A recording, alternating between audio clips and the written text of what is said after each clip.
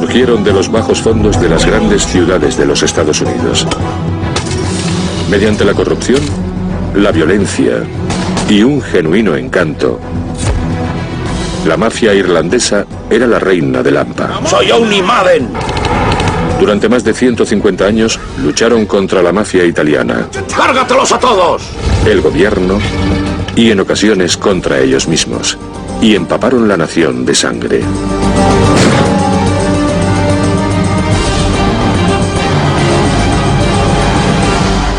Paddy Wacked, la mafia irlandesa. En la era de los capos, la mafia rusa y los narcotraficantes latinoamericanos, ¿quién podría imaginarse que el grupo criminal más antiguo que saqueaba y robaba en el país de las barras y las estrellas era la mafia irlandesa? El legado de la mafia irlandesa creó un entorno que se convirtió en los cimientos del crimen organizado en los Estados Unidos. Mucha gente cree que empezó con la mafia italiana, pero ahora sabemos que no es cierto y que realmente empezó con las primeras formaciones de la mafia irlandesa en lugares como Nueva York, Chicago y Boston, y continuó creciendo durante los siglos XIX y XX. Pero a diferencia de la afamada estructura organizativa de la Cosa Nostra, con los don, los capos y los soldados, la mafia irlandesa estaba formada por lobos solitarios que actuaban de forma local. Los italianos eran más elegantes en ese sentido, tenían una jerarquía muy establecida. Los irlandeses eran más extravagantes. Creo que muchos de ellos tenían la sensación de que eran tipos duros y estaban dispuestos a probarlo con su puño. No se escondían detrás de otras 20 personas y capas de protección. Los irlandeses tienen un lado oscuro. Cualquier grupo que haya estado limitado durante muchos años como lo estuvieron ellos, siente una rabia y una ira que solo se manifiestan a través de la represión. Cuando encuentras a un tipo que sepa aprovecharse de esta situación, puede crear verdaderos problemas. Y en toda esta historia brutal, ningún mafioso podía hacer más daño que un gángster irlandés del sur de Boston a la antigua usanza. El criminal que se encontraba en lo más alto de la lista de los 10 más buscados por el FBI, James Whitey Bulger. Nadie le llamaba Whitey, era Jimmy. No se le podía llamar así a la cara. Ni de broma. Nunca. La leyenda que circulaba por Boston era que Whitey era como Robin Hood, que robaba a los ricos y se lo daba a los pobres, pero no se parecía en nada a lo que hacía de verdad, aunque se le daba muy bien ofrecer esa imagen. Feliz Navidad. Muchas gracias. Durante más de medio siglo, la imagen de los Bulger tendría dos caras. Una sería Whitey y otra su hermano Billy. En algunas familias había políticos profesionales o policías, e incluso mientras un hermano era policía, el otro era un gángster, un asesino. Durante la Segunda Guerra Mundial, en la vivienda subvencionada de los Bulger, al sur de Boston, dos hermanos no podrían tener ambiciones más opuestas. Whitey era la oveja negra de la familia. Tuvo problemas con la ley desde muy joven, desde su adolescencia. Por otra parte, Billy Bulger era todo lo contrario. Mientras el hermano menor, Billy, dirigía su vida hacia el éxito académico y a una distinguida carrera política en el Congreso, Whitey estaba destinado a una vida de crimen y a un periodo en prisión. Bulger era tremendamente despiadado. Tenía la reputación de perder los estribos fácilmente. Entre 1956 y 1965 cumplió condena por el robo de un banco. Incluso pasó un tiempo en Alcatraz. Era una persona diferente. Se asentó un poco. Cuando salió de prisión era más astuto, más inteligente, más diabólico. Whitey se juró a sí mismo no volver a prisión. Tras su puesta en libertad, pasó semanas creando alias, falsificando licencias y planificando el futuro por si tenía que pasarlo escapando. Pero de vuelta en Boston, el representante del Congreso, Billy, estaba esperando a su hermano recién liberado. Todos sabían que Billy llamaba a Whitey cuando necesitaba que hiciera algo por él, y Whitey llamaba a Billy en la situación opuesta. No convenía contrariar a Billy Bulger. Podías discutir con él en el Congreso, pero ¿cómo ibas a luchar contra él sabiendo que su hermano podía matarte? Su hermano perseguía a los reporteros de investigación, les ponía una pistola en la cabeza y les decía: si escribes algo más te vuelo los sesos. De vez en cuando, mientras Billy estaba de campaña, Whitey se dejaba ver. Quién sabe si era para intimidar a otro candidato o para qué, pero en el fondo todo el mundo sabía de qué iba Whitey. Jimmy era un tipo que asustaba, daba mucho miedo. Tenía esos ojos. Parecía que estabas hablando con Satán. Yo lo comparo con una nube oscura que se cierne sobre un lugar y siempre está en el cielo, llueva o haga sol. Y en cualquier momento un rayo podría caer de esa nube, y cuando golpeara el suelo, alguien moriría.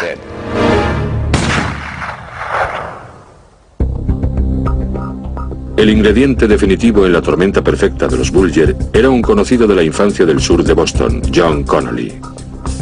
John Connolly era 11 años menor que Whitey Bulger. Circulaba una historia sobre una pelea en la que a John le superaban en número. John Connolly estaba jugando en un campo al sur de Boston y un grupo de 3 o 4 niños empezaron a meterse con él. Whitey Bulger pasaba por el parque en ese momento. Reconoció a John Connolly por ser del mismo lugar que él y salió a defenderle. Así comenzó la relación entre Connolly y los Bulger. Pero quien tenía más relación con John Connolly y le animaba en sus proyectos era Billy. Billy se convirtió en el mentor de John Connolly y fue quien le convenció para que intentase trabajar para el FBI.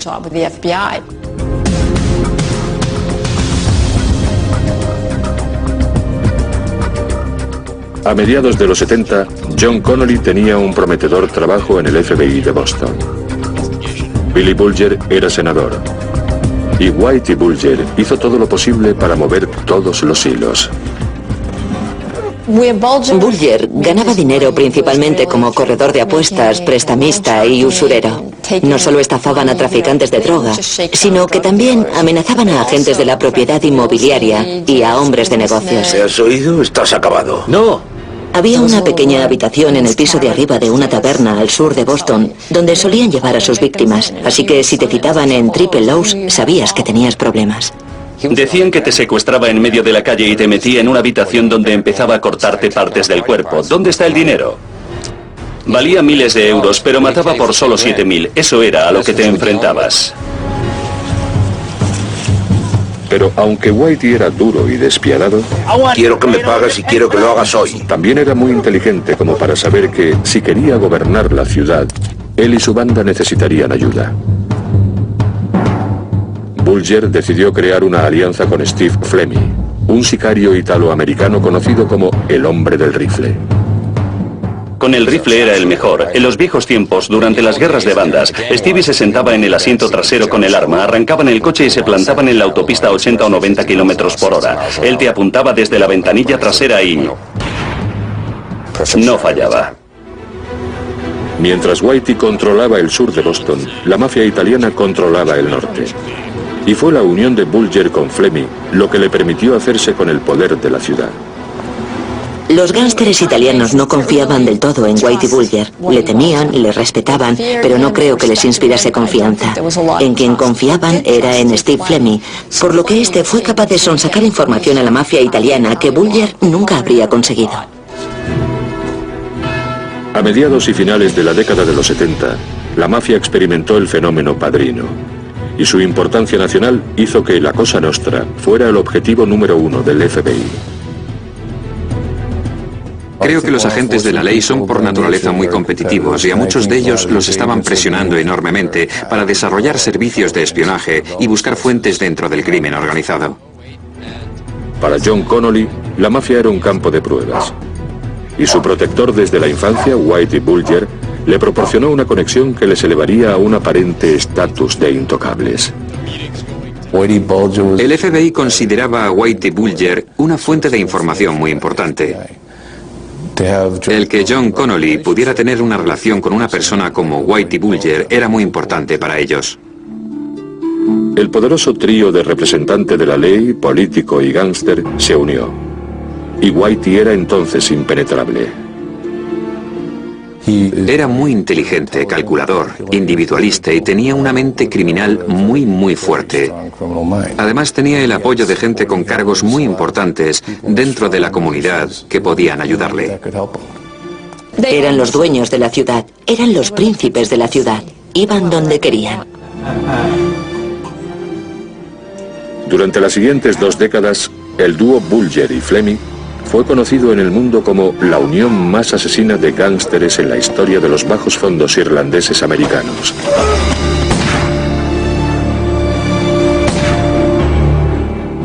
Una saga que comenzó hace 150 años,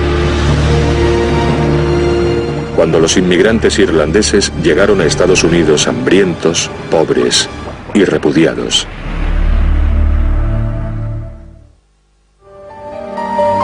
A finales de los años 70, James Whitey Bulger era el faro del crimen organizado en Boston.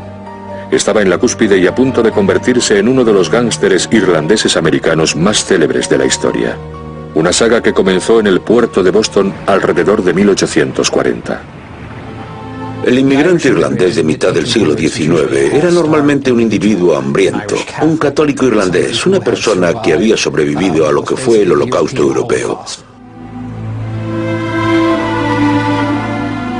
Entre el siglo XVI y mediados del XIX, Irlanda era un lugar duro y lóbrego bajo el mandato británico. Estaban los campesinos que vivían en una confusión y una revuelta continua contra las clases altas y los anglo-irlandeses. Había todo tipo de sociedades secretas que tenían que protegerse por sí mismas. Había una verdadera tradición de violencia contra las autoridades.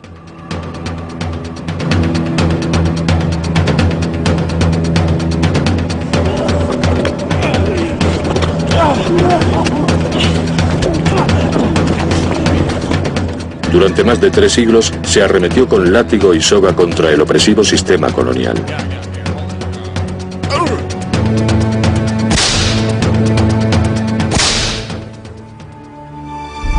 Pero en 1845, el arrendatario y la resistencia rural se enfrentaron contra un gran enemigo. Los productos de su tierra, su medio de vida, se acabaron como consecuencia de un diminuto virus agrícola. La hambruna irlandesa, la gran hambruna, se ha convertido hoy en un chiste.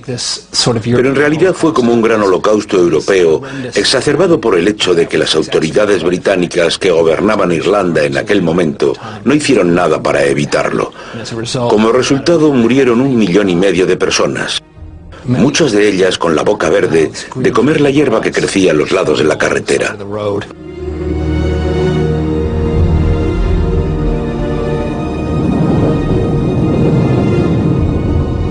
Con su economía y sus cosechas diezmadas, 1,5 millones de personas murieron entre 1845 y 1855. Muchos vieron como única opción emigrar a Estados Unidos con la esperanza de una vida nueva y mejor. Más de 1 millón de irlandeses viajaron hasta el Bajo Manhattan, en la ciudad de Nueva York. No ha vuelto a haber una inmigración como esa. Colapsó los servicios sociales de la ciudad, las prisiones y los asilos, y creó una nueva ciudad. Tenían que solucionarlo a medida que iban bajando del barco. Muchos de ellos nunca habían estado en un pueblo, por no hablar de una ciudad. Y su principal preocupación era, ¿dónde puedo conseguir algo para comer y dónde viviré? En Boston, los irlandeses se asentaron en el sur. En Nueva York lo hicieron en el Bajo Manhattan, en una zona conocida como Five Points. Las condiciones en Five Points eran lamentables. Había miseria y pobreza, un tipo de pobreza que es inimaginable hoy en día. El principal edificio de viviendas del barrio era una fábrica de cerveza que se había convertido en residencia. El apartamento medio en Five Points alojaba a 6 personas en cada habitación. Había poca luz e interminables horas de oscuridad. Pero en las calles de Five Points, la vida ofrecía una oportunidad. Había artistas del timo y gente que quería hacer negocios, y así es como se formaron las primeras bandas.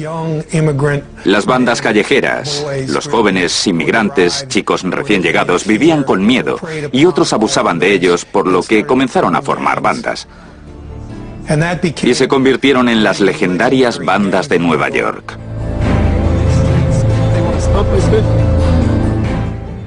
La América protestante estaba consternada. Entre las clases dirigentes comenzaron a proliferar sobrenombres para los inmigrantes irlandeses. Había viñetas en los periódicos que representaban a los primeros inmigrantes irlandeses. Eran todas bastante desagradables y utilizaban el término Paddy a menudo, ya que muchos de ellos se llamaban Patrick. La reacción irlandesa a los enormes prejuicios e intolerancia con que se encontraron fue el enfado, pero también la venganza. ¿Nos gustamos? ¡Qué pena! Porque vamos a ser la mayoría. Vamos a organizarnos políticamente, vamos a organizarnos en bandas y vamos a apoderarnos de vuestra ciudad. Los irlandeses se introdujeron en los pasillos del alabado Tammany Hall de Nueva York a mediados del siglo XIX para conseguir aceptación social y empleos. Tammany comenzó alrededor de 1770 como un club de negocios privado formado por hombres que buscaban la manera de formar una organización que tuviera influencia en el proceso político. Alrededor de 1850, el capitán Isaiah Reinders, un patrocinador germano-americano de Tammany, dirigía el Empire Club en el Bajo Manhattan. Este salón de juego y sede política era famoso en todo Nueva York.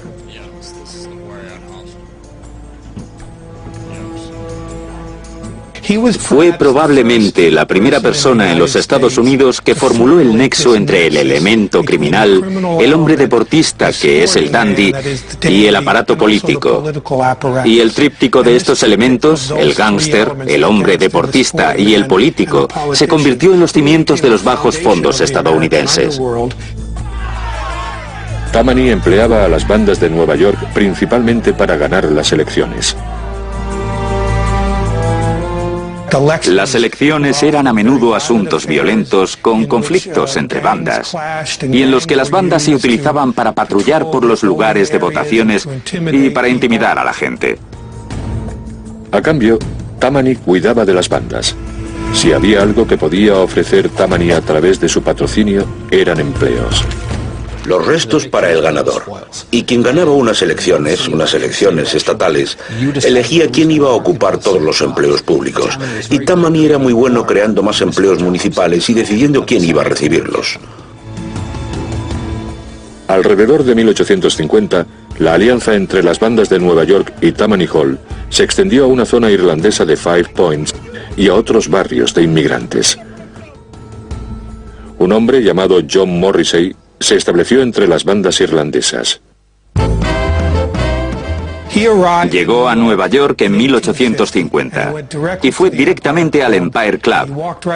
Entró por la puerta, se presentó a todos los que estaban allí y dijo que era el púgil más duro de la costa este y que estaba allí para probarlo.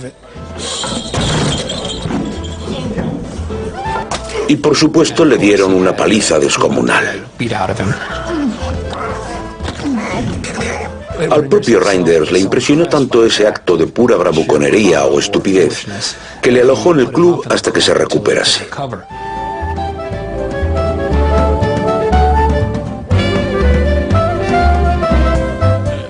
Morrissey trabajó como organizador político para Isaiah Reinders y su creciente éxito como luchador le aseguró popularidad, un buen futuro y un simpático sobrenombre. Le llamaban Humo Viejo, debido a cómo ardieron sus pantalones una noche en la que le empujaron al horno de un bar durante una pelea especialmente brutal.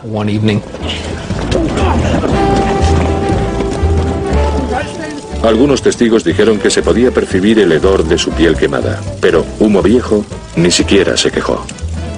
El dinero que ganaba como boxeador lo invertía en la creación de sus propias operaciones de juego.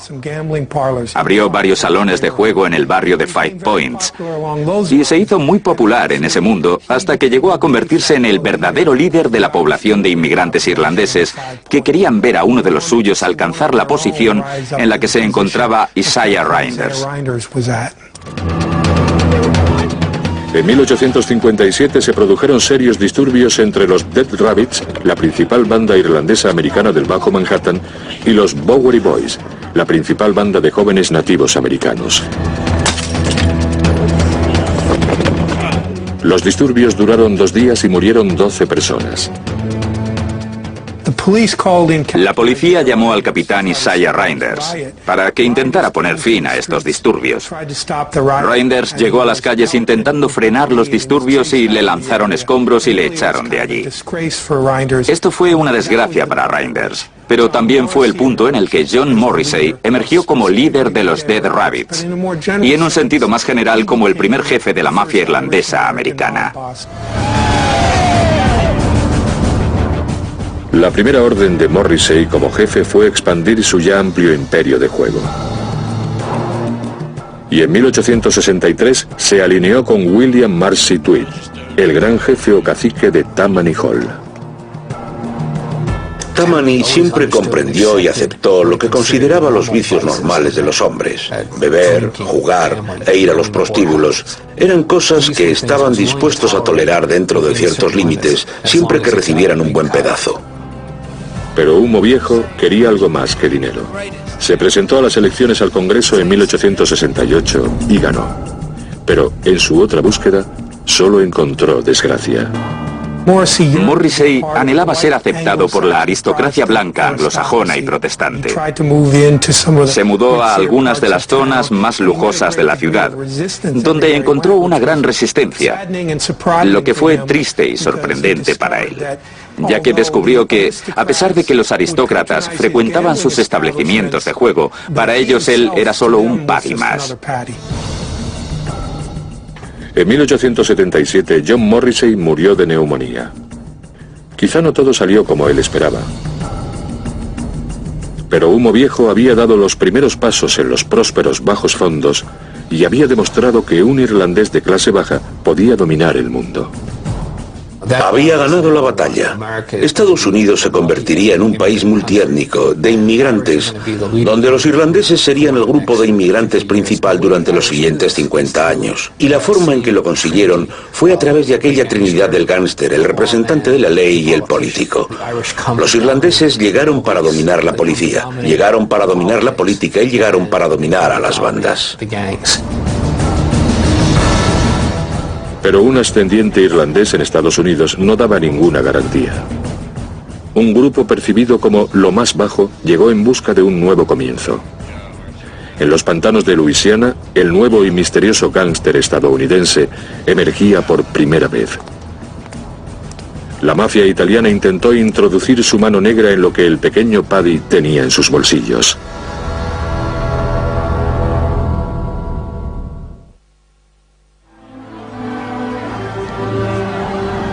Mientras las bandas irlandesas luchaban por conseguir empleos y aceptación en el siglo XIX, un nuevo enemigo surgió de Sicilia. Las luchas entre los llamados Dagos y Micks comenzaron en la infernal y pantanosa Luisiana y en la ciudad de Nueva Orleans. Los irlandeses no tenían ni idea de dónde estaba Nueva Orleans y descubrieron que estaba solo a un día de Albany, Boston o Nueva York. Las condiciones de vida eran terribles. Para ellos, aquel clima era como si hubieran aterrizado en un planeta lejano. Pero allí había trabajo. Había trabajo cavando sistemas de canales y diques, lo que se convirtió en los cimientos de la ciudad de Nueva Orleans. Alrededor de 20.000 irlandeses encontraron la muerte en esos canales debido al cólera. Pero muchos otros preservaron y comenzaron a encontrar trabajo en el departamento de policía y en el de bomberos.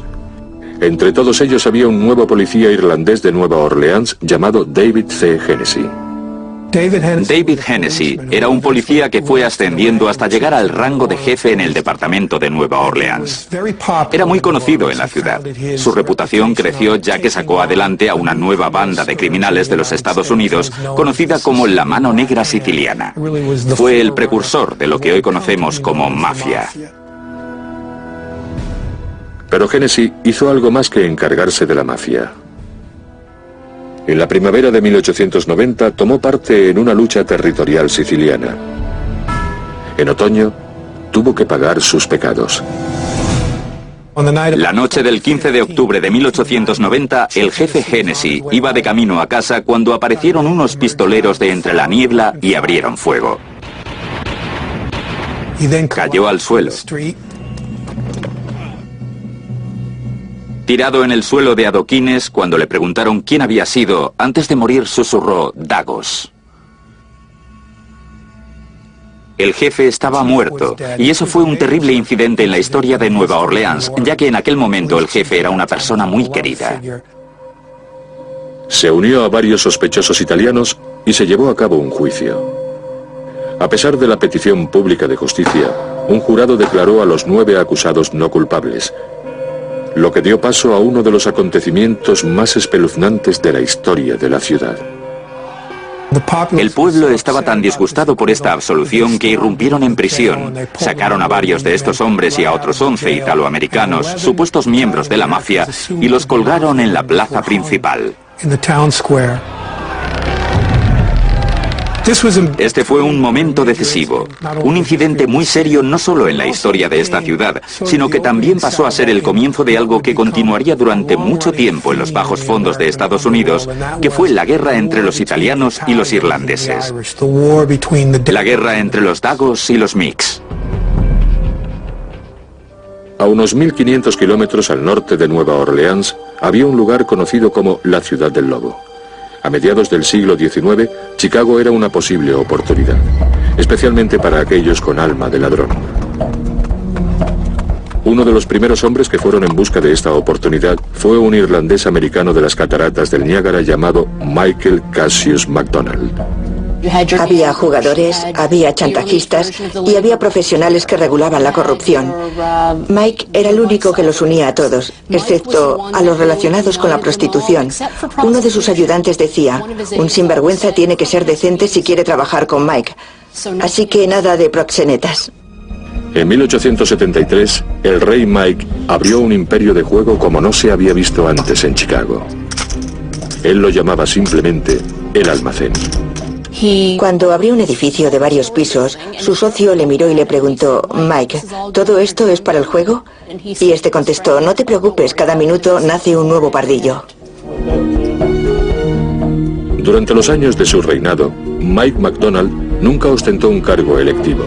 Durante décadas continuó siendo el proverbial hombre tras el hombre, una poderosa figura que daría forma a la larga historia del submundo irlandés. Uno de los secretos del éxito de la mafia irlandesa fue el hombre que en realidad movía los hilos del poder.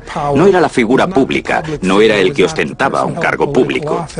Mike McDonald fue un claro ejemplo de esto. Él fue quien dio paso al alcalde de Chicago conocido como nuestro Carter, Carter Harrison. Con nuestro Carter en el bolsillo, el rey Mike desplomó a la ciudad mediante una serie de sobornos y contratos fraudulentos. Y a pesar de 40 años de viles actividades, no pasó ni un solo día en la cárcel. A finales de siglo, el reino del rey Mike llegaba a su fin, y los dos hombres que le sucedieron se enorgullecieron de ser el centro de la atención pública. Dos de los personajes más pintorescos que emergieron en Chicago en los años posteriores a Mike McDonald fueron John Badhouse Coughlin y Mike Hinky Dink Kenna. Eran los concejales del Levy District, al sur de Chicago. El Distrito 1 en Levy District era el centro del crimen y de la corrupción en Chicago. Las prostitutas, el alcohol y el juego embolsaban casi 40 millones de euros al año. Pero en 1896, Hinky Dink y Badhouse llevaron este libertinaje hasta un punto nunca visto en Chicago ni en ningún otro lugar de Estados Unidos. La fiesta del Distrito 1 era un acontecimiento legendario que se celebraba una vez al año en Chicago. Se creó como un evento para recaudar fondos en el que había una gran fiesta romana. Todos los criminales de la ciudad compraban entradas y asistían para divertirse y codearse con las principales figuras políticas y con los representantes de la ley más importantes. Se celebraba en un lugar llamado el Coliseo. Había una orgía a medianoche, momento en que las puertas se cerraban al público y todo el mundo se volvía loco. Algunos periodistas que lo presenciaron dijeron que era como ver Roma después de ser saqueada. Algunos líderes religiosos publicaron un informe que afirmaba que el Leví representaba el fin de la civilización como la conocemos, una verdadera Sodoma y Gomorra. En las décadas que siguieron, los abogados de la abstinencia encabezaron un nuevo experimento que no solo cambió la apariencia de los gángsteres irlandeses americanos, sino que reformó la sociedad de los Estados Unidos.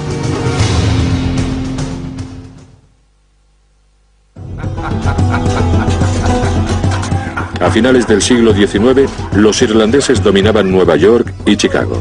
No lo podéis robar vosotros solos. Tan solo 50 años después de llegar a Estados Unidos, la mafia irlandesa tenía estas dos ciudades envueltas en prostitución, juego y corrupción. El desprecio por los gángsteres llegó a su punto máximo. Y en enero de 1919, los líderes de la abstinencia dieron el que creían el golpe decisivo en la guerra contra la corrupción. La 18ª enmienda fue ratificada en el Congreso y un año después era ilegal fabricar, vender o beber alcohol en todo Estados Unidos. Cuando la gente hablaba del noble experimento, se referían a la prohibición. Este movimiento pretendía erradicar no solo el concepto de beber alcohol, sino también el concepto de la taberna. Pensaban que si las tabernas desaparecían, podrían librarse de toda la corrupción, de las mafias y de los gángsteres. El alcohol era una parte importante de la vida irlandesa. Esta gente venía de una isla lluviosa, fría y ventosa. Tenían su propia cultura, hablar, fumar, beber y ese sentimiento de camaradería. La prohibición fue diseñada por la élite protestante para mantener a los católicos y a los judíos en su lugar. Pero irónicamente lo que sucedió fue que a causa de la prohibición se creó un verdadero poder en estos centros urbanos que nunca antes había existido en las clases bajas de Estados Unidos. Para los gángsteres irlandeses americanos, la prohibición fue lo mejor que pudo pasarles. Marcó el comienzo de una era gloriosa para la mafia irlandesa americana. En Chicago, un irlandés robusto, de cara alegre y brillantes ojos azules, estaba preparado para una oleada de riqueza y poder. Dean O'Banion nació en 1892 y cuando tenía 9 años se mudó a Chicago a vivir con sus abuelos en una zona conocida como Little Hell. En diciembre de 1919, antes de que la prohibición se hiciera efectiva, iba caminando por una calle de Chicago cuando vio un camión lleno de licor aparcado en un callejón. Por pura curiosidad, O'Banion miró dentro del camión y vio todas las botellas de whisky. Así que cuando el conductor bajó la ventanilla, O'Banion sacó un tubo lleno de monedas del bolsillo, le golpeó con él, le dejó inconsciente y se marchó con el licor. Y entonces se dijo: tengo todo este licor, ¿qué voy a hacer con él?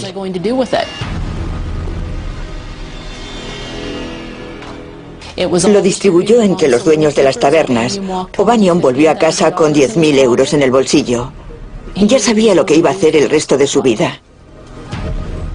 El contrabando era mejor que la prostitución y mejor que el juego, porque había ciertos tabúes culturales sobre estos últimos. Todo el mundo sabía que eran malos de alguna manera, pero beber, que estaba bien en 1919, de repente estaba mal en 1920. Esa era la insensatez de la prohibición. Era imposible no sacar dinero de eso porque simplemente le daban a la gente lo que quería.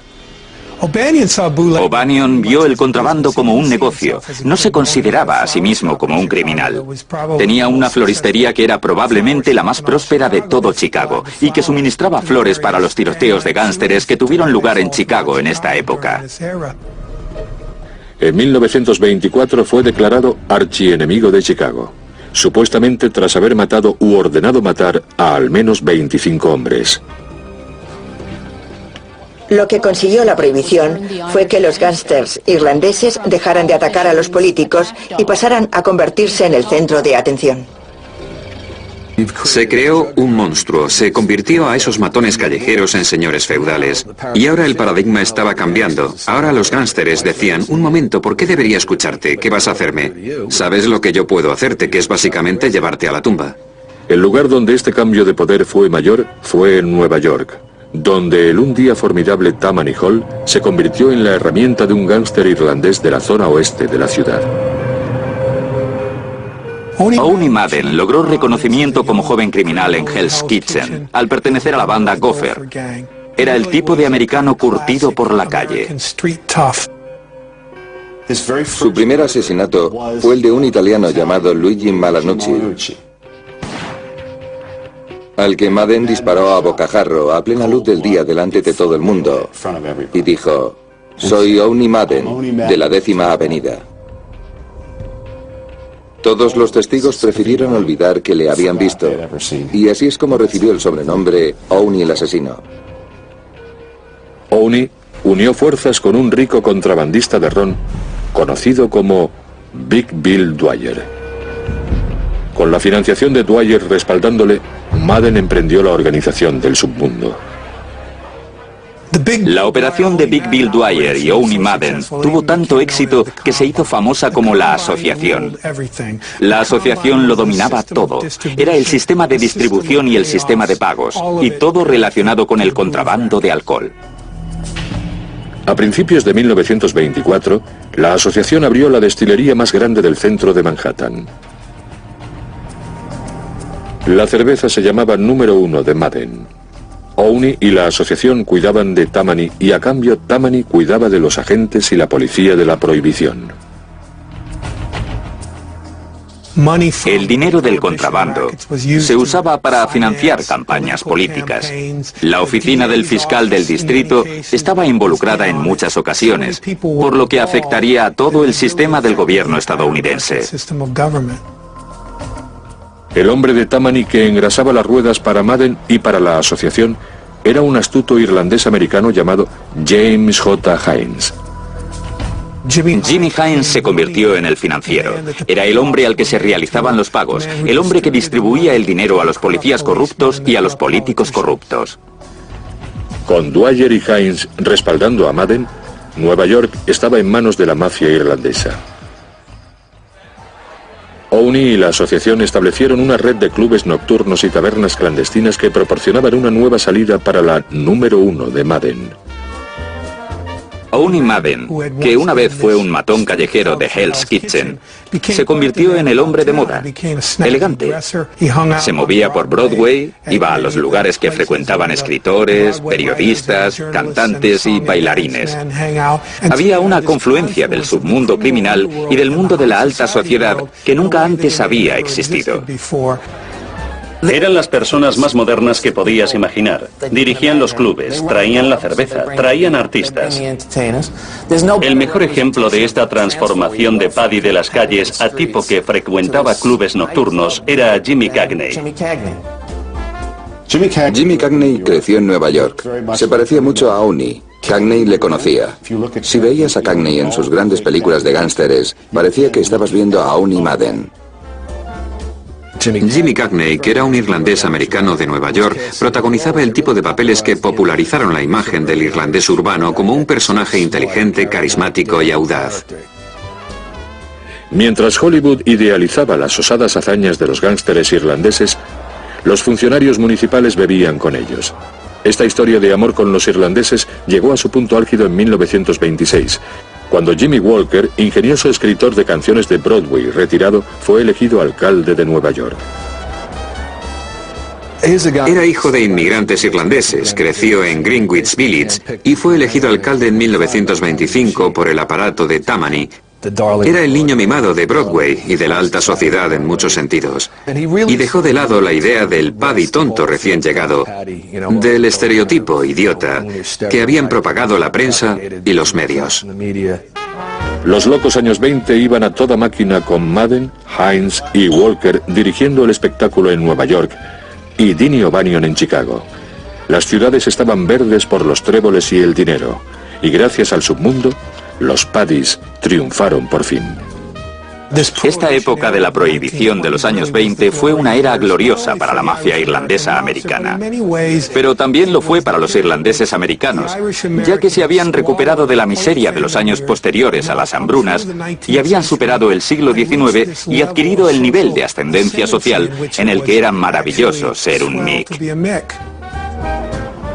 A pesar de lo populares y poderosos que llegaron a ser los irlandeses, la mafia italiana estaba conspirando contra ellos y acechando para derribarlos.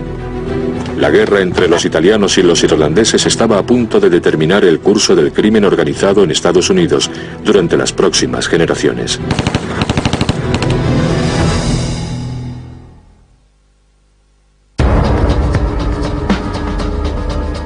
Desde que la primera oleada de sicilianos llegara a Estados Unidos a finales del siglo XIX, las bandas italianas e irlandesas se dirigían a un enfrentamiento. De la 10ª Avenida. Pero su rivalidad alcanzó su punto máximo en Chicago. La prohibición hizo de Dean O'Banion el gángster más afamado de la Ciudad del Viento.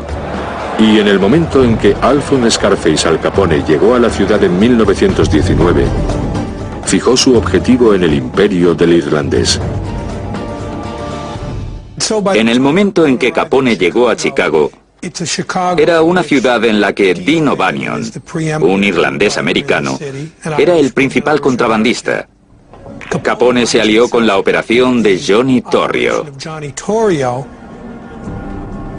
Johnny Torrio, que fue el mentor de Al Capone, fue el que unificó el contrabando en Chicago.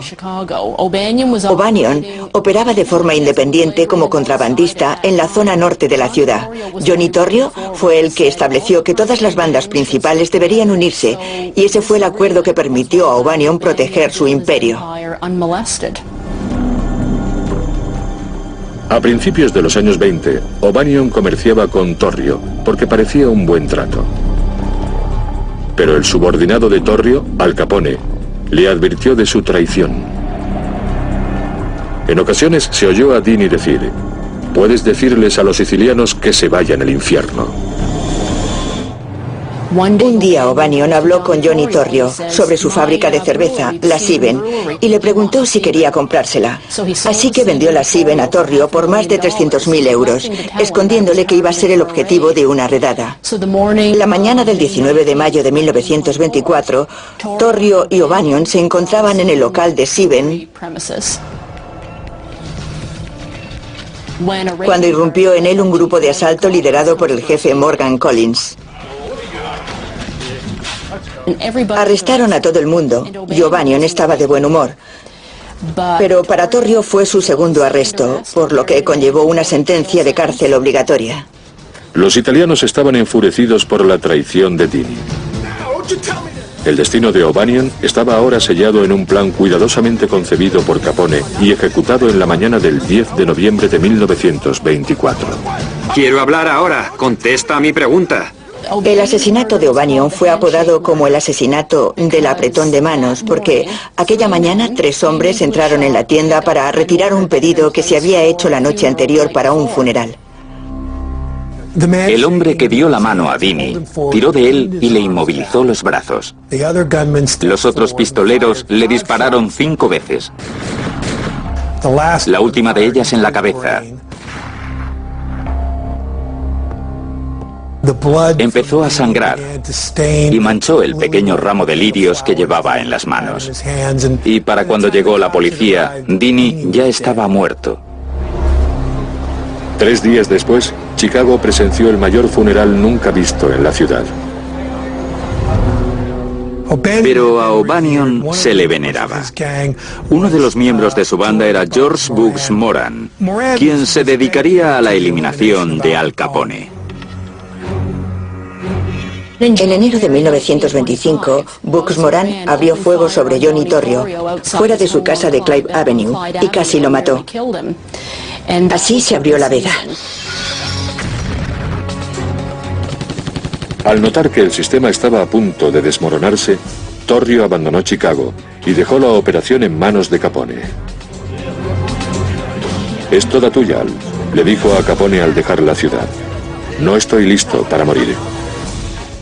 Hablamos de una época en la que hubo unos 250 o 300 asesinatos relacionados con bandas en un periodo de solo 4 o 5 años.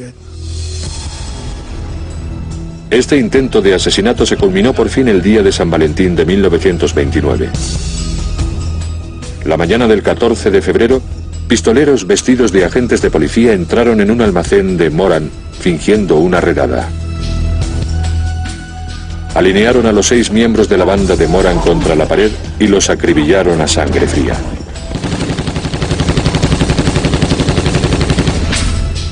Los titulares escandalizan a una ciudad y una nación paralizadas por la violencia de la prohibición. La violencia de la masacre del día de San Valentín supuso un cambio radical. Fue el fin del apogeo de los gánsteres. A partir de entonces se hundieron completamente. El 13 de mayo de 1929, 3 meses después de la matanza del día de San Valentín, tuvo lugar en Atlantic City, Nueva Jersey, una reunión de los mayores mafiosos de la ciudad. La conferencia fue organizada por Lucky Luciano y Meyer Lansky, del nuevo sindicato de Nueva York. Curiosamente, de los 30 mafiosos presentes, solo 2 eran irlandeses. Frank McErlane, de Chicago, que trabajaba para Capone, y Owen Madden, de Nueva York. Fue el comienzo de un nuevo orden mundial en el que los gánsteres sicilianos, italianos y judíos iban a poner a los gánsteres irlandeses al límite, apoderándose de sus relaciones con los políticos y creando un entorno en el que el gánster irlandés proscrito quedaría fuera de escena. Sin embargo, 2 gánsteres irlandeses duros y pícaros, Vincent Perro Loco Cole y Jack Piernas Diamond, no iban a rendirse sin luchar. Los gánsteres irlandeses eran más bien lobos solitarios. Eran tipos como Perro Loco Cole y Piernas Diamond, que eran básicamente pistoleros antisociales y psicópatas que no tenían la inteligencia o las aptitudes organizativas para ser algo más que matones callejeros.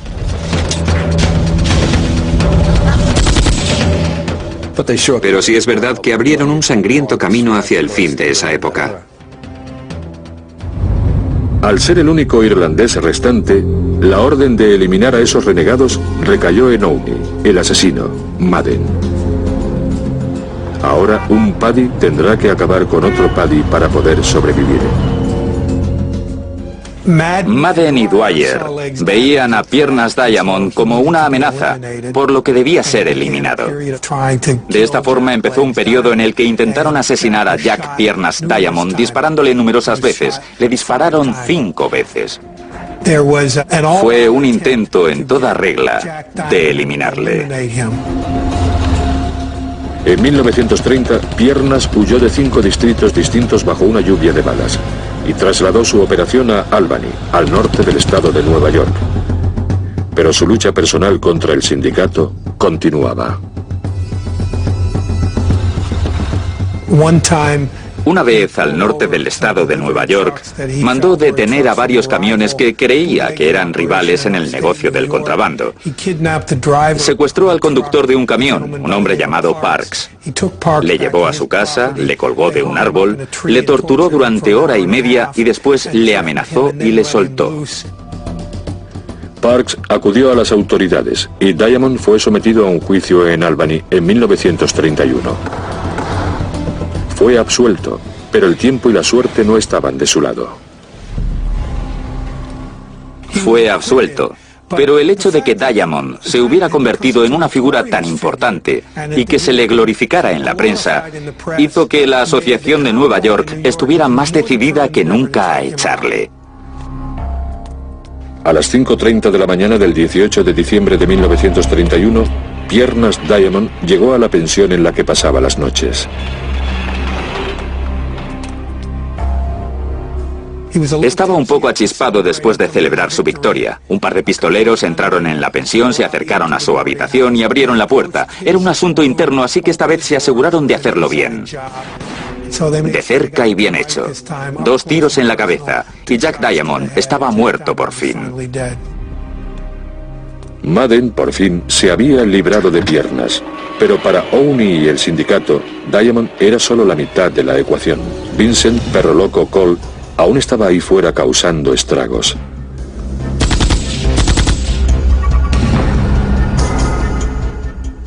Peleó contra todos los gánsteres de la ciudad de Nueva York.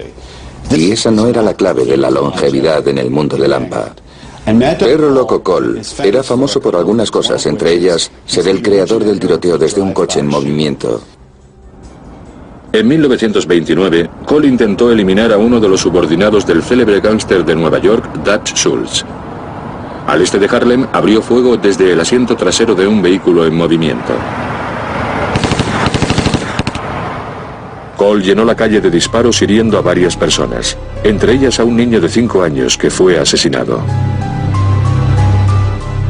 Esto caló hondo en la prensa de Nueva York y a partir de entonces se le conoció como Perro Loco Cole.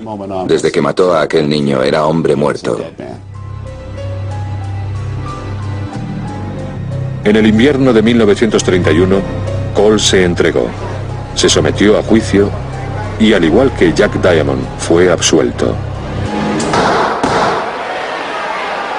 Desde el principio del juicio todo el mundo sabía que Cole iba a ser absuelto. Quería aprovecharse de la situación, por lo que se puso en contacto con la única persona que conoce, el irlandés Owney Madden. Owney accedió a hablar con Cole.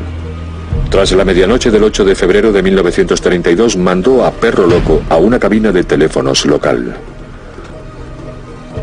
Cole fue desde su habitación de hotel en la calle 23 Oeste hasta la farmacia de la esquina, donde había una cabina, y llamó a Owney Madden.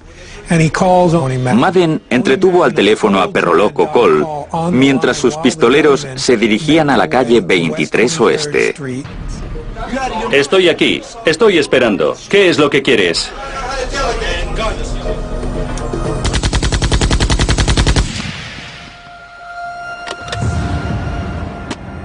Se dice que fue un disparo tan certero que apenas dañó la cabina. El cristal se había roto y Cole estaba muerto, pero la cabina no sufrió ningún desperfecto.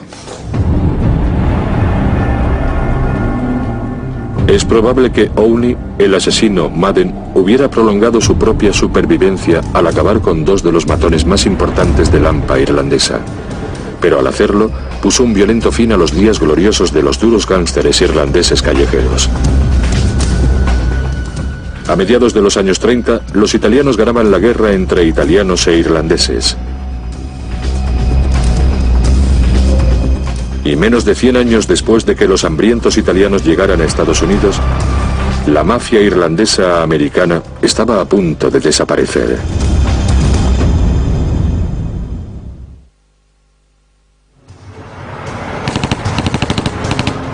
A finales de los años 20 y principios de los 30, los contrabandistas rivales convertían las calles desde Nueva York hasta Chicago en baños de sangre. El alarmante recuento de cadáveres aceleró la revocación de la prohibición en 1933. Y sin alcohol ilegal para vender, los gánsteres irlandeses, lobos solitarios, estaban a merced de la organización y el poder de la mafia italiana. Se permitió a Owney Madden que se retirara a Hot Springs, en Arkansas, y se convirtiera en el empresario de lo que era un centro turístico para gánsteres fugados. Una vez que esto sucedió, los irlandeses estaban acabados como fuerza criminal de Lampa. Él fue el último en la gran línea sucesoria de los gánsteres irlandeses. Ya no había nadie para sucederle. A mediados de los años 30, el gobierno hizo campaña para desmantelar a los poderosos hombres que había detrás de los aparatos políticos de los Paddies. El gobernador de Nueva York, Franklin Roosevelt, creó una comisión para que investigase la corrupción y designó al juez retirado Samuel Seabury.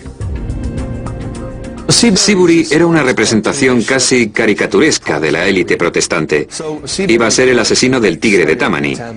Hubo una serie de investigaciones que empezaron por los magistrados, siguieron por los jueces, hasta que llegaron al propio ayuntamiento.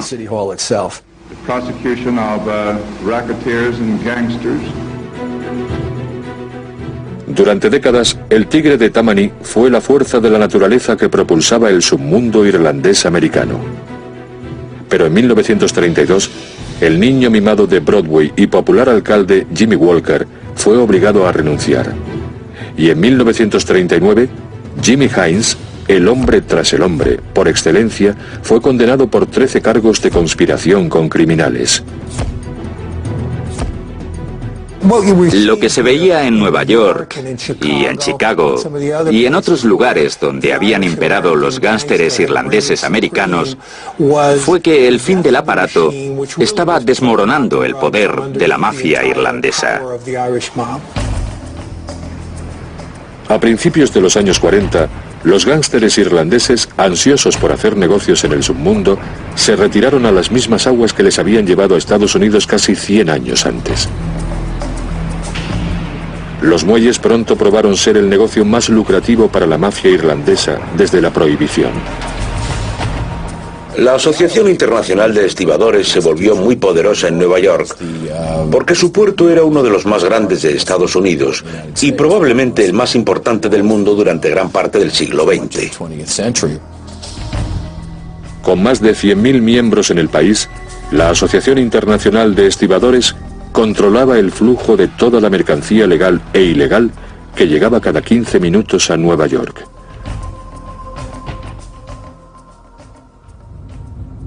Durante 26 años, el hombre que dirigió este imperio de robo organizado fue un hombre fornido conocido por sus trabajadores simplemente como Jefe Joe. Joe Ryan era bueno. Se ponía allí delante, aporreaba el martillo y todo el mundo se callaba. Entre el público había gánsteres con armas.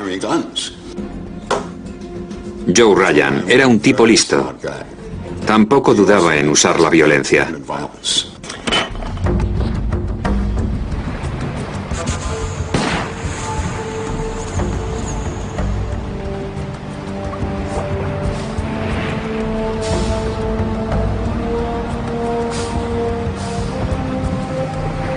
El control del jefe Joe sobre los muelles y la mercancía que entraba estaba asegurado mediante el nuevo sistema. Solo él decidía quién podía trabajar en los muelles. Había hombres que conocía de antes, que aparecían y recibían favoritismos porque eran parte de la mafia, ya que había una norma por la que si eras parte del equipo, tenías que contratarles.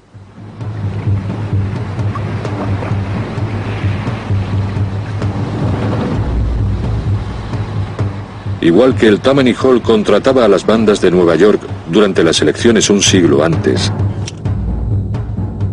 el jefe Joe hacía uso de una cuadrilla de matones para garantizar el voto.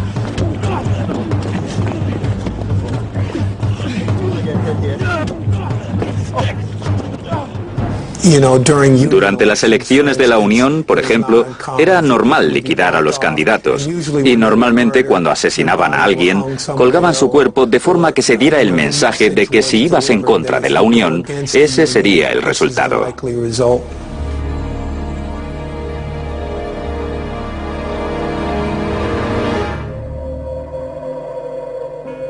Dos de los principales matones del jefe Joe eran John Cockaydoun y Andrew Squint Sheridan. El ejemplo más claro de Cockaydoun y Squint Sheridan fue el asesinato de uno de los miembros de la Asociación Internacional de Estibadores a finales de los años 40. La mañana del 8 de enero de 1947, Andy Hines, un jefe del lado opuesto al del jefe Joe, salió de su apartamento en Greenwich Village.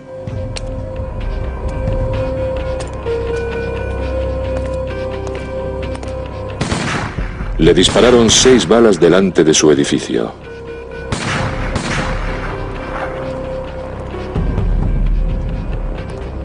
Antes de morir, Hines le dijo a su mujer, Johnny Dunn, me ha disparado. En el juicio, John Cockaydoun fue declarado culpable y condenado a muerte. Él y su compañero Squint Sheridan fueron llevados a la silla eléctrica en el estado de Nueva York. El nuevo sistema deshonesto y cruel inspiró a un cura obstinado y valiente que hizo de los muelles su propia iglesia. Sin excepción, lo sabía pero nunca lo hice. ¿Sabéis por qué? Se llamaba John Corridan. Porque hay que saber elegir el camino correcto. John Corridan comenzó a presionar a varios intereses políticos para conseguir un cambio. Y pudo hacerlo porque era cura. Si no lo hubiera sido, probablemente le habrían matado en algún momento.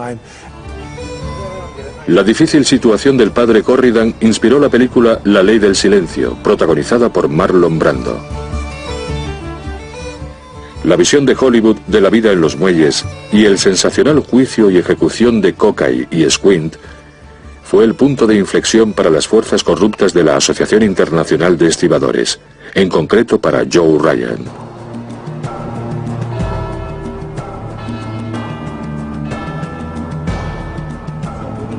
Lo que hundió a Joe Ryan fue su propia codicia.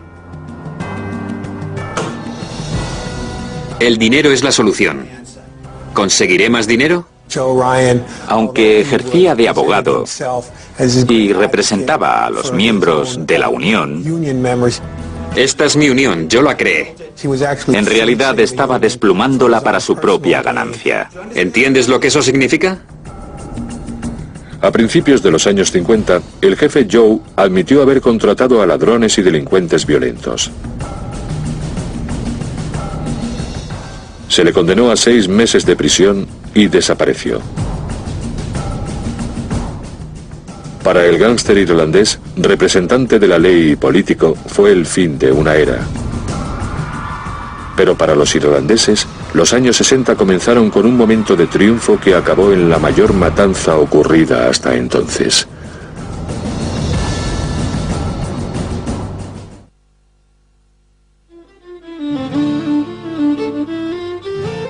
En la década de los 50, los irlandeses habían salido de la miseria y las alcantarillas de las calles de Estados Unidos. Su guerra de 100 años contra la discriminación, la mafia y el gobierno, para recibir una parte justa de las barras y las estrellas, estaba a punto de introducir a uno de los suyos dentro de la Casa Blanca. Joe Kennedy rebosaba esa naturaleza competitiva que se necesita para decir, ¿cómo que no? ¿Cómo que no puedo ser eso? ¿Cómo que no puedo hacer eso? Sí que puedo. Aquí dice que todos los hombres fueron creados iguales. Joseph P. Kennedy nació en Boston en 1888 y con 25 años ya era el director de banco más joven del país. Pero fue el noble experimento lo que cambiaría el curso de la vida de Joe. Joe Kennedy veía la prohibición no solo como una forma de acumular más dinero, sino como una forma de conectar con el submundo. Era uno de los pocos hombres que tenían el poder económico para poder importar alcohol dentro del país, por lo que se convirtió en una de las figuras de la ilegalidad. Hacia mediados de los años 20, Kennedy era un supuesto socio de Owen y Madden en Nueva York y el principal proveedor de alcohol de Al Capone en Chicago. Joe Kennedy era capaz de usar esa conexión con las calles, aquel universo de la mafia irlandesa, aquella intersección de lo político, lo criminal y la ley. Estaba dispuesto a hacer incursiones en ese mundo si podía aprovecharse de ello.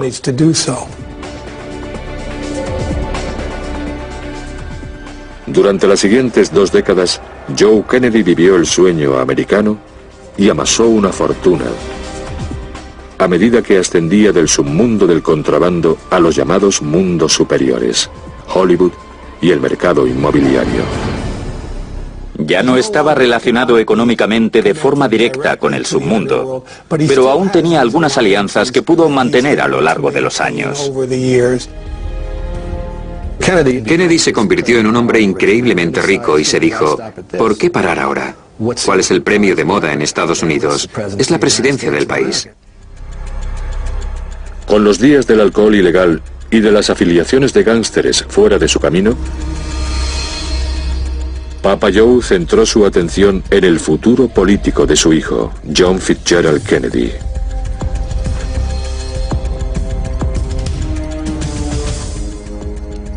Durante la campaña de Kennedy de 1960, Joe Kennedy se puso en contacto con numerosas figuras de la mafia con las que había estado afiliado directamente o con las que había hecho negocios a lo largo de los años. Joe Kennedy estaba dispuesto a remover cielo y tierra en sus esfuerzos por conseguir que su hijo Jack Kennedy fuera elegido presidente. Una de esas personas era Sam Momo Giancana, el jefe de la mafia de Chicago, sucesora del sindicato de Capone. Joseph Kennedy determinó que en Chicago se encontraba la clave de la elección de su hijo. Joe Kennedy estaba desesperado porque su hijo fuera presidente y acudió a la persona correcta. Sam sabía mucho de la gente de la Unión. Conocía sobre todo a la del Distrito 1, que era uno de los lugares más importantes y donde se cocía todo. Tuvo una serie de reuniones con Sam Giancana para asegurarse de que las fuerzas de la mafia, en este caso la mafia italiana, iban a estar de su lado. Les aseguró que la elección de John Kennedy sería buena para ellos.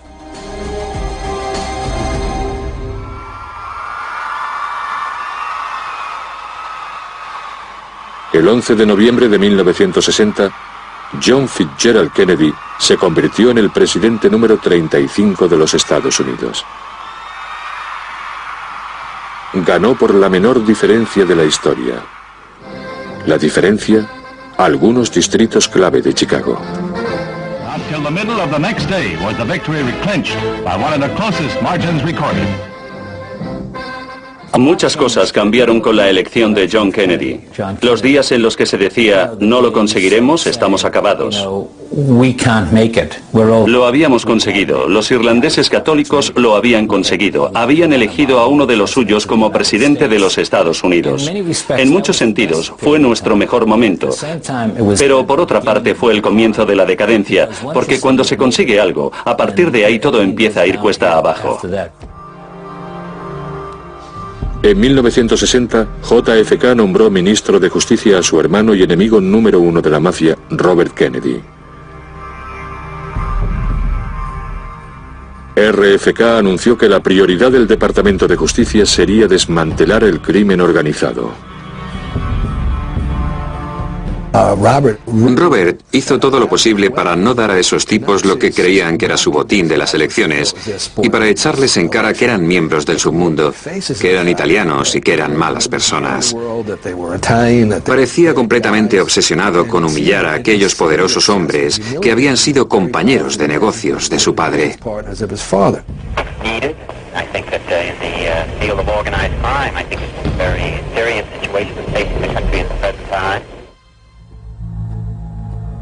Según algunas teorías, Sam Giancana y la mafia estaban enfurecidos. Esperaba que ni se inmutara, pero no ocurrió así. Y fue una gran decepción. Esperaba un poco más de libertad, pero en lugar de eso, recibió algo mucho peor en el último momento. Los tipos de la vieja escuela eran hombres de honor. Respetaban los tratos y acuerdos de palabra. Si tú cuidas de mí, yo cuido de ti. Si no, alguien tendrá que pagar por ello. En Dallas, el 22 de noviembre de 1963,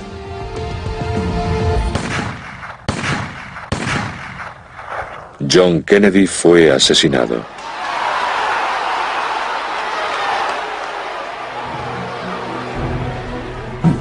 Creo que entre los Kennedy y los Giancana había una especie de guerra civil, como entre los irlandeses y los italianos. En la cultura italiana tenemos un dicho: no muerdas la mano que te da de comer. Y eso fue precisamente lo que pasó. Los Kennedy mordieron la mano que les daba de comer.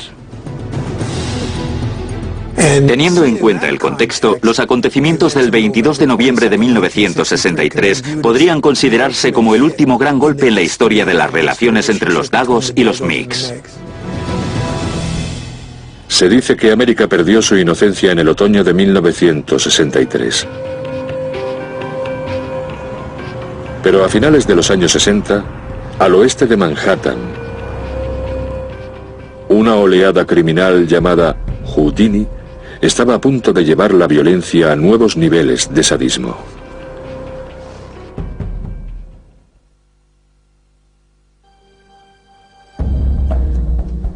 A lo largo del siglo pasado, la mafia irlandesa fue sistemáticamente desmantelada por la mafia, el gobierno y, en ocasiones, por ella misma.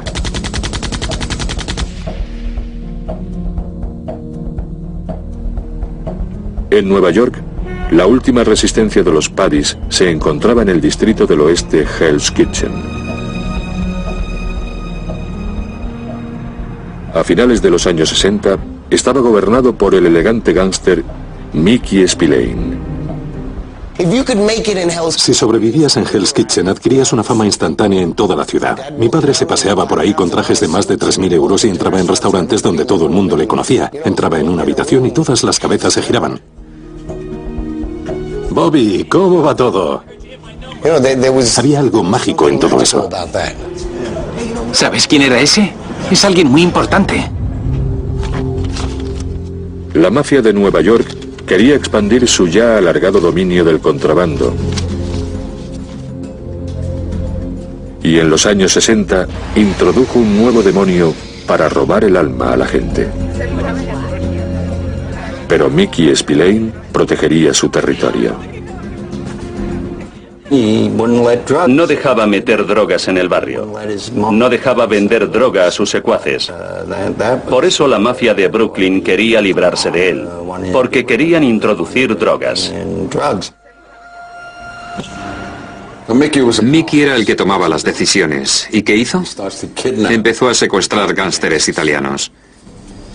Corredores de apuestas italianos, tipos muy poderosos. Los secuestraba y pedía un rescate, de modo que la mafia italiana tenía que pagarlo. Pero cometió un error muy grave. Una de las personas que había secuestrado fue asesinada. Como consecuencia, el contrato se rompió por parte de Mickey Spillane.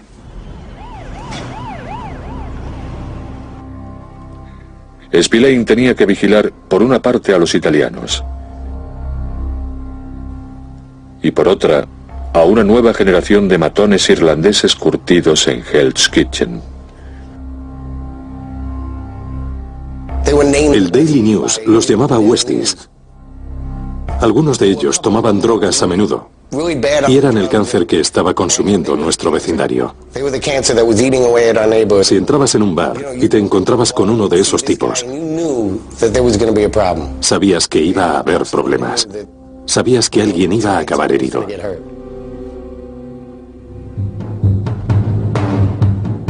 En la década de los 70, el líder de los Westies era un joven irlandés llamado Jimmy Coonan.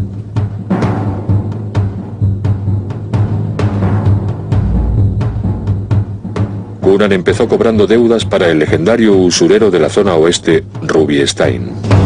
No, gracias. Ruby Stein era conocido como el usurero de las estrellas. Jimmy Coonan se aprovechó de su estatus y se rodeó de una generación de duros gánsteres de la zona oeste que empezaron a verle como a un líder y que creyeron que podría desbancar a Spillane y controlar el contrabando de esa zona.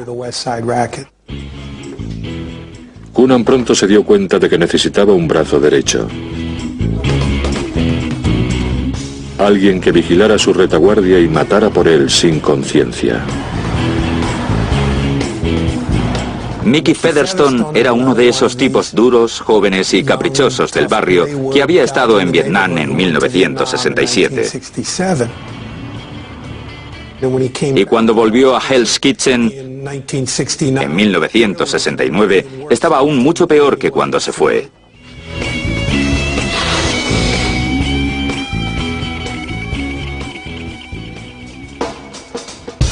Coonan trabó amistad con Featherstone e inmediatamente le inició en el truculento mundo del desmembramiento humano.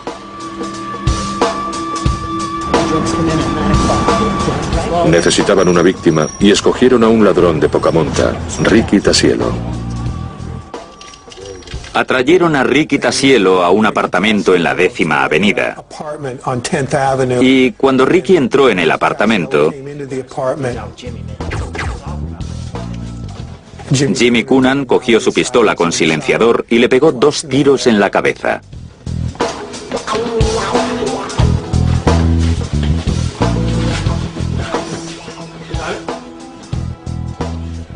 Y después empezó a cortar el cuerpo en trocitos. Esa fue la primera vez que Mickey Featherstone veía cortar un cuerpo. Al principio, Featherstone se encontró mal y vomitó. Entonces, Coonan le pasó a Mickey el cuchillo y le suplicó a su protegido que lo clavara en el pecho de la víctima como gesto de solidaridad dentro de la banda.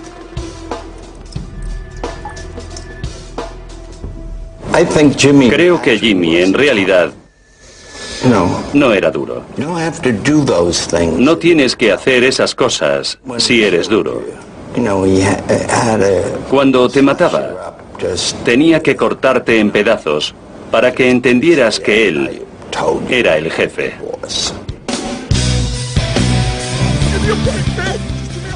A lo largo de la década de los 70 comenzaron a desaparecer cuerpos con regularidad a medida que Coonan se abría paso hacia lo más alto.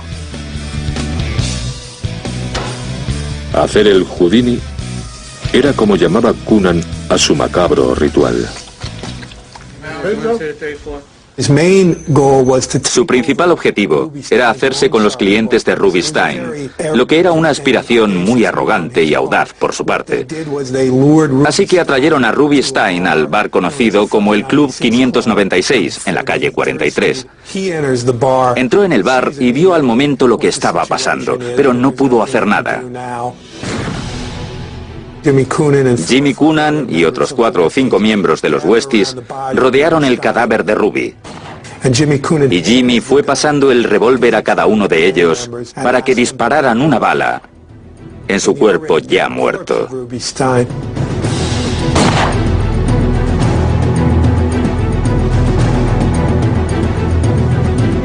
Puede que Coonan hubiese conseguido los clientes de Stein, pero Mickey Spillane aún gobernaba Hell's Kitchen. Jimmy Coonan sabía que nunca podría ser el jefe de la zona oeste si Mickey Spillane todavía estaba por allí. Así que Jimmy Coonan creó una alianza con la familia Gambino, de Brooklyn, en concreto con un capo de la familia Gambino, conocido como Roy DeMaggio. Debido a la alianza de Coonan con la temida mafia y al fracasado secuestro del gángster italiano, los días de Mickey Spillane estaban llegando a su fin. No estábamos a salvo. Habríamos estado mejor en Belfast, porque allí al menos habríamos sabido quién era el enemigo. Estaba muy asustado. Se marchó de la zona oeste. Se mudó a Queens con su familia para no sufrir la constante presión que había sobre su mujer y sus hijos. El 13 de mayo de 1977 llamaron a su timbre. Bajó a la calle, se acercó hasta un coche que estaba aparcado enfrente, asomó la cabeza dentro del coche. Al día siguiente, DeMaggio y Coonan quedaron en Hell's Kitchen y DeMaggio dijo: "Te he hecho un regalo de cumpleaños por adelantado", y le enseñó a Mickey Spillane.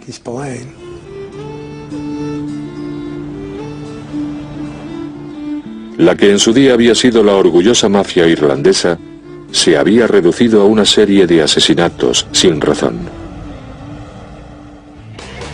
Eso es lo que deberíamos hacer.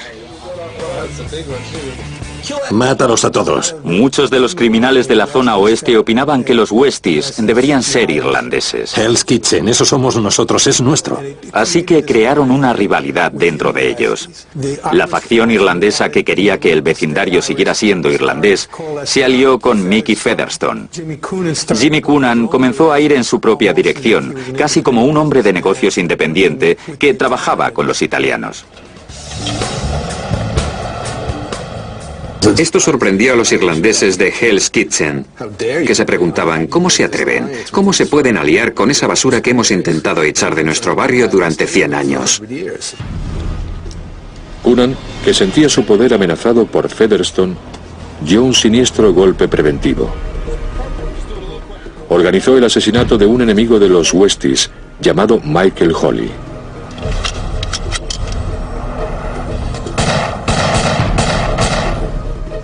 El asesino llevaba una peluca rubia rojiza para parecerse a Mickey Featherstone.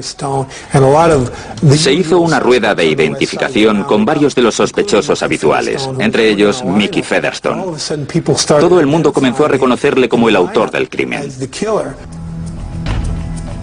Mickey Featherstone no tenía nada que ver con este asesinato. Se había preparado todo para que pareciera que él había sido el asesino. ¡Vamos, vamos, vamos, vamos! Featherstone fue declarado culpable del asesinato e hizo lo posible para revocar la condena. Los tipos de violencia que los Westies utilizaban unos contra otros no inspiraban ninguna confianza al grupo. Aguantaron bastantes años, pero una vez que empezaron a venirse abajo se hundieron muy rápido. Y el juicio llegó en 1988 con Mickey Featherstone como testigo sorpresa en contra de todos sus antiguos compañeros de la banda de los Westies. Pareció el regreso a un tipo de cultura que había existido en ese barrio unos 120 años antes. Coonan fue condenado a 75 años en prisión, poniendo fin al largo reinado de la mafia irlandesa en Hell's Kitchen. El futuro del gángster Paddy se centraba entonces en Boston, con un último jefe que podría ser el más diabólico de todos.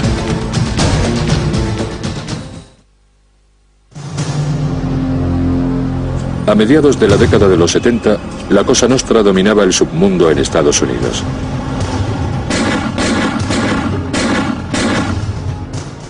Los Paddys, como banda, habían desaparecido en Nueva Orleans, Nueva York y Chicago. Pero en Boston, un solitario gángster irlandés iba a librar su última batalla. La guerra de Bulger no era una guerra sobre el papel, era una guerra oculta. Nunca tuvo que acercarse a la mafia con un revólver. Empleaba al FBI para acabar con ellos. El FBI no podría atrapar a nadie si no fuera por sus informantes. El mundo del cumplimiento de la ley giraba en torno a los informantes, y ellos tuvieron a la rata más grande, a la rata por excelencia, Jimmy Bulger, y también a Stevie Flemmi desde el principio. Whitey proporcionaba información a su amigo de la infancia del sur de Boston, el agente del FBI John Connolly. Y esa conexión, combinada con la supuesta influencia de su hermano y senador Billy Bulger, hizo de Whitey una fuerza imparable. Whitey Bulger era como un personaje de una película de Jimmy Cagney de los años 30, de una película de gángsteres de la Warner. Había conseguido sobrevivir tiempo después de que el entorno de la mafia irlandesa desapareciera debido a su relación entre el gángster, el político y el representante de la ley. Gracias a Dios que eres mi amigo. A mediados de la década de los 80, con la ayuda de Bulger y su sicario Steve Flemmi, los mafiosos más afamados de Boston estaban entre rejas. John Connolly era el ídolo de la ciudad. Y Whitey era intocable.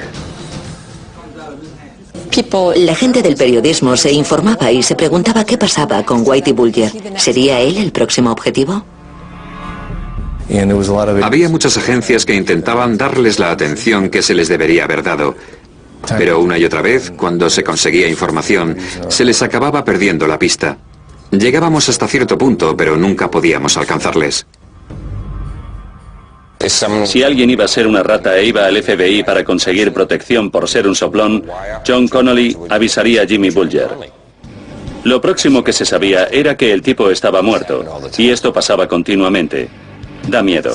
¿A dónde vas cuando tienes problemas? ¿A quién vas a acudir? ¿A la policía?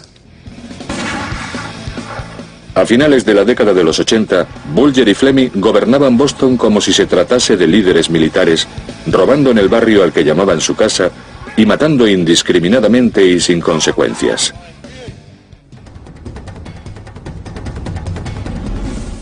Pero como les pasó a todos los que vinieron antes, en 1990 se les acabaría la suerte de los irlandeses. Encontramos al principal usurero de Boston que había tenido relaciones de primera mano con Bulger y Fleming. Y poco a poco fuimos descubriéndolo todo, capa por capa. Creo que fue el principio del fin porque en ese momento Jimmy Bulger estaba aguantando mucho para poder seguir en la calle. Se había quedado sin gente a la que entregar.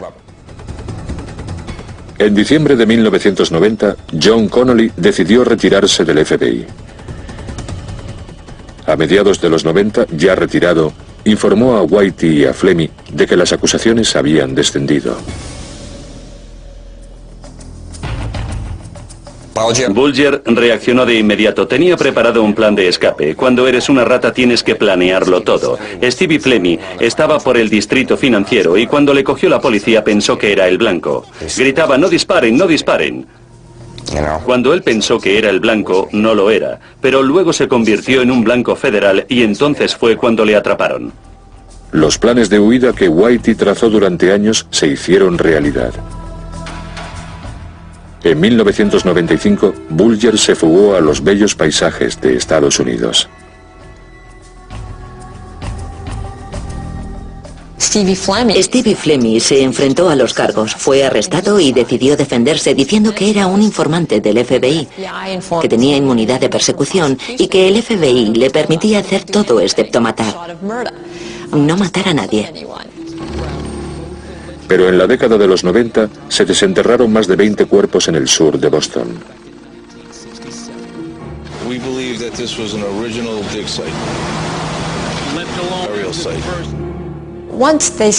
Desde el momento en el que empezaron a desenterrar cuerpos de mujeres, las cosas cambiaron de verdad. Y ya nadie en el sur de Boston decía que era un buen tipo. Fue repugnante. Estamos hablando de mujeres, novias, hijas. Para esa gente no había reglas. Para ellos era divertido. Era algo que con el paso del tiempo empezaban a disfrutar.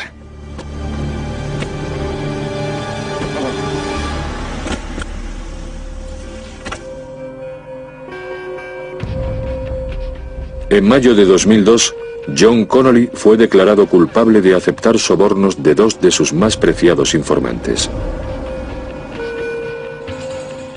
Fue condenado a 10 años de prisión. Y ahora se enfrentaba a nuevos cargos por conspiración de asesinato. Pero la pregunta en mente de todos era, ¿dónde está Whitey? Algo que Billy nunca haría es entregar a su hermano. Y no era el tipo de persona que hablaba de su hermano en público, pero si se le presionaba diría, es mi hermano y le quiero.